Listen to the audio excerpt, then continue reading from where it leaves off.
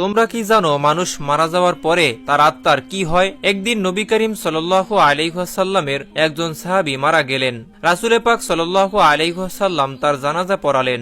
এরপর একদল সাহাবী মৃতদেহ কবর দেওয়ার জন্য কবরস্থানে নিয়ে আসলেন। সবার সাথে আমাদের নবী করিম সাল্লাল্লাহু আলাইহি ওয়াসাল্লামও হেঁটে হেঁটে আসলেন। দুইজন সাহাবী কবর খুঁড়তে শুরু করলেন। সবাই মৃতদেহকে ঘিরে বসে আছেন। কবর খনন করা শেষ না হওয়া পর্যন্ত অপেক্ষা করছেন। সকলেই চুপচাপ নীরব ও শান্ত একটি পরিস্থিতি। নবীজি গভীর মনোযোগ দিয়ে কবর খোঁড়া দেখছিলেন। একটু পর সবার দিকে তাকিয়ে জিজ্ঞেস করলেন, তোমরা কি জানো মানুষ মারা যাওয়ার পর তার আত্মার কি হয়? সকলেই খুব আগ্রহ নিয়ে নবীজিকে বললেন, ইয়া রাসূলুল্লাহ, আমাদেরকে বলুন। রাসূলুল্লাহ সাল্লাল্লাহু আলাইহি ওয়াসাল্লাম একটু চুপ করে থাকলেন। সকলেই তার কাছে এসে ঘিরে বসলেন। মৃত্যুর পরে আত্মার কি হয় এই তথ্য তাদের জানা ছিল না। আর সেটা নবীজির মুখে শুনবেন। কত বড় সৌভাগ্য তাদের! শোনার জন্য সবাই অধীর আগ্রহে নবীজির কাছে এসে বসলেন। রাসূলুল্লাহ সাল্লাল্লাহু আলাইহি ওয়াসাল্লাম একবার কবরের দিকে তাকিয়ে মাথাটা তুলে আকাশের দিকে তাকালেন। তারপর তিনি গল্পের মতো বলতে লাগলো, শোনো,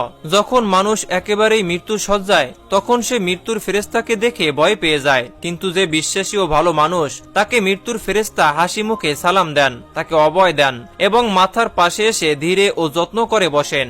তারপরে মৃত্যুপেরায় মানুষটির দিকে তাকিয়ে বলেন, হে পবিত্র আত্মা, তুমি তোমার পালনকর্তার ক্ষমা ও ভালোবাসা গ্রহণ করো এবং এই দেহ থেকে বের হয়ে আসো। মুমিনের আত্মা যখন বের হয়ে আসে তখন সে কোনো ধরনের ব্যথা ও বেদনা অনুভব করে না। রাসূলুল্লাহ সাল্লাল্লাহু আলাইহি ওয়াসাল্লাম আরো একটু ভালো করে উদাহরণ দিয়ে বললেন, মনে করো একটা পানির জগ কণায় কণায় পূর্ণ হয়ে যাওয়ার পর উপর থেকে এক ফোঁটা পানি যেমন নিঃশব্দে উপর থেকে নিচে নেমে আসে, ঠিক তেমনি ভাবে নীরবে ও কষ্ট ছাড়াই আত্মাটি তার দেহ থেকে বের হয়ে আসে। সুবহানাল্লাহ, সুবহানাল্লাহ। সেই সময় দুইজন অন্য ফেরেশতা বেহেশত থেকে খুব সুগন্ধি মাখানো একটা নরম সুতার সাদা চাদর নিয়ে আসেন এবং তার আত্মাটিকে সেই চাদরে আবৃত করে আকাশের দিকে নিয়ে যান। তারা যখন আকাশে পৌঁছান তখন অন্য ফেরেশতারা সেই আত্মাটিকে দেখার জন্য এগিয়ে আসেন। কাছে এসে সবাই বলেন, সুবহানাল্লাহ, সুবহানাল্লাহ, কত সুন্দর আত্মা, কি সুন্দর তার ঘ্রাণ। তারপর সবাই জানতে চান এই আত্মাটি কার। উত্তরে আত্মা বহনকারী ফেরেশতা বলেন, উনি হলেন ফুলান ইবনে ফুলান। নবী করিম সাল্লাল্লাহু আলাইহি ওয়াসাল্লাম আরবিতে বলেছেন, বাংলায় হলো অমুকের সন্তান অমুক। বাকি ফেরেশতারা তখন আত্মাটিকে সালাম দেয়। তারপর আবার জিজ্ঞেস করে, উনি কি করেছেন, ওনার আত্মা এত সুগ্রাণ কেন? আত্মা বহনকারী ফেরেশতাগণ তখন বলেন, আমরা শুনেছি মানুষজন নিচে বলাবলি করছে উনি একজন ভালো মানুষ ছিলেন, আল্লাহর ভালো বান্দা, অনেক দয়ালু, মানুষের অনেক উপকার করেছেন।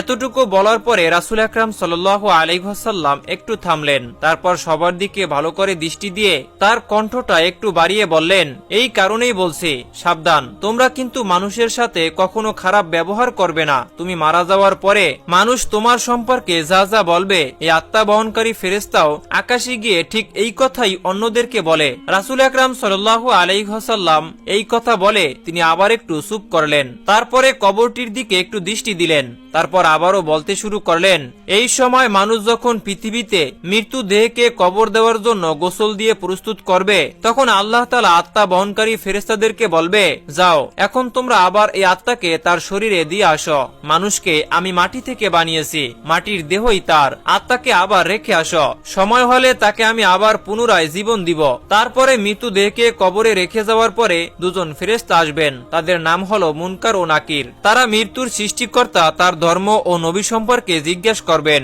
মুনকার নাকির চলে যাওয়ার পরে আত্মাটি আবারও অন্ধকার কবরে একাকী হয়ে যাবে। সে এক ধরনের অজানা আশঙ্কায় অপেক্ষা করবে, কোথায় আছে, কি করবে, এক অনিশ্চয়তায় তাকে ঘিরে ধরবে। এমন সময় সে দেখবে খুব সুন্দর একজন তার কবরে তার সাথে দেখা করতে এসেছেন। তাকে দেখার পর আত্মাটি ভীষণ মুগ্ধ হবে। এত মায়াবী ও সুন্দর চেহারা সে জীবনে আর কখনো দেখেনি। আত্মাটি তাকে দেখে জিজ্ঞেস করবে, তুমি কে? আর তখনই সেই লোকটি বলবে, আমি তোমার জন্য অনেক বড় সুসংবাদ নিয়ে এসেছি। তুমি দুনিয়ার পরীক্ষায় উত্তীর্ণ হয়েছ, তোমার জন্য আল্লাহ তাআলা জান্নাতের ব্যবস্থা করেছেন, তুমি কি সেটা একটু দেখতে চাও? আর তখনই আত্মাটি ভীষণ খুশি হয়ে বলবে, অবশ্যই আমি দেখতে চাই, আমাকে একটু জান্নাত দেখাও। তখন লোকটি বলবে, তোমার ডান দিকে তাকাও। আর তখনই আত্মাটি ডানে তাকিয়ে দেখবে কবরের দেয়ালটি সেখানে আর নেই। সেই দেয়ালের দরজা দিয়ে অনেক দূরে সুন্দর বেহেশত দেখা যাচ্ছে। বেহেশতের এই রূপ দেখে আত্মাটি অনেক মুগ্ধ হবে ও প্রশান্তি লাভ করবে এবং সেখানে যাওয়ার জন্য অস্থির হয়ে লোকটিকে জিজ্ঞেস করবে, আমি সেখানে কখন যাব এবং কিভাবে যাব? লোকটি মৃদু হেসে বলবে, সময় যখন হবে তখনই তুমি সেখানে যাবে এবং থাকবে। আপাতত শেষ দিবস পর্যন্ত তোমাকে অপেক্ষা করতে হবে। আর ভয় পেও না, আমি তোমার সাথেই আছি, তোমাকে আমি সেই দিন পর্যন্ত সঙ্গ দিব। আত্মাটি তখন তাকে আবারও জিজ্ঞেস করবে, কিন্তু তুমি কে? তখন লোকটি বলবে, আমি তোমার এতদিনের আমল, পৃথিবীতে তোমার সব ভালো কাজের, তোমার সব পুণ্যের রূপ আমি।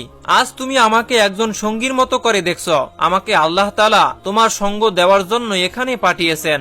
এই কথা বলে লোকটি আত্মাটির উপরে যত্ন করে হাত বুলিয়ে দিবেন এবং বলবেন, হে পবিত্র আত্মা, এখন তুমি শান্তিতে ঘুমাও, নিশ্চিন্তে বিশ্রাম নাও। এখন তুমি ঘুমাও বাসর রাতের মতো, যাকে তার প্রিয়জন ব্যতীত অন্য কেউ জাগিয়ে দেয় না। এই কথা শোনার পরে আত্মাটি এক নজরে বেহেশতের দিকে তাকিয়ে থাকবে এবং একসময়ই তাকানো অবস্থায় গভীর প্রশান্তিতে ঘুমিয়ে পড়বে। সুবহানাল্লাহ, সুবহানাল্লাহ। এই কথাগুলো বলার পরে রাসূল আকরাম সাল্লাল্লাহু আলাইহি ওয়াসাল্লাম আবার একটু থামলেন। সাহাবীরা তখন গায়ের কাপড় দিয়ে ভেজা চোখ মুছলেন। সবাই কান্নায় ভেঙে পড়ল। প্রিয় ভাই ও বোনেরা, একটু থামুন, চোখ বন্ধ করে একবার ভাবুন। এই ঘটনাটি একদিন আমাদের সবার জীবনে ঘটবে। একদিন আমাদের দেহটাও এই মাটির নিচে শোয়ানো হবে। মানুষ আমাদের জানাজা পড়বে, চোখ ভেজাবে এবং হয়তো কিছু কথাও বলবে। সেই কথাগুলো শুনবে ফেরেশতারা এবং আকাশে গিয়েও তা বলবে। ভেবে দেখছেন কি আপনার মৃত্যুর পর মানুষ কি বলবে? ফেরেশতারা আপনার আত্মাকে কি সালাম দিয়ে বলবে, সুবহানাল্লাহ, কি পবিত্র আত্মা, নাকি মুখ ফিরিয়ে নিবে? আর আপনি আকাশের পথে লজ্জায় মাথা নিচু করে থাকবেন। আপনার দুনিয়ার জীবনটাই ঠিক করে দিচ্ছে কবরের জীবনের সুখ বা কষ্ট। আপনার প্রতিদিনকার কাজ, মানুষের সাথে ব্যবহার, এক একটা ছোট ছোট আমল, সবকিছুর হিসাব হবে। আপনি যেমন জীবন কাটাচ্ছেন, মৃত্যুর পরও আপনি তেমন আত্মা নিয়ে উঠবেন। কবরের অন্ধকারে আপনি একা হবেন না। যদি আপনি ভালো আমল করে থাকেন, তাহলে আপনার সে আমলই আপনার পাশে এসে দাঁড়াবে, আপনার পাশে বসে বলবে, ভয় পেও না, আমি তোমার দুনিয়ার ভালো কাজ, আমি তোমার বন্ধু। আল্লাহর হুকুমে জান্নাতের দরজাও খুলে যাবে কবরের মধ্য থেকেই। প্রিয় ভাই ও বোনেরা, এই ভিডিওর কথা যদি একটু আপনার অন্তরে কাঁপন ধরিয়ে থাকে, তাহলে দয়া করে এখনই একটি লাইক দিয়ে দিন। হয়তো আপনার এই লাইকটি আরো কারো হৃদয়ের পরিবর্তনের আলো জ্বালিয়ে দিতে পারে। আর নিচে কমেন্টে লিখুন, হে আল্লাহ, আমাকে এমন একজন বানিয়ে দিন যার আত্মা হবে পবিত্র এবং মৃত্যু হবে শান্তিময়, আমিন। এই কমেন্টটা হতে পারে আপনার ছোট্ট এক দোয়া, যেটা আখিরাতে আপনার জন্য বড় কিছু বয়ে আনবে ইনশাআল্লাহ। শেয়ার করে দিন যাতে আরো অনেক মানুষ এই নসিহতগুলো শুনে নিজেকে বদলাতে পারে। আল্লাহ আমাদের সবাইকে হেদায়েত দান করুন, কবরে শান্তি দান করুন এবং জান্নাতবাসী বানান, আমিন, আল্লাহুম্মা আমিন। আসসালামু আলাইকুম ওয়া রাহমাতুল্লাহি ওয়া বারাকাতুহু।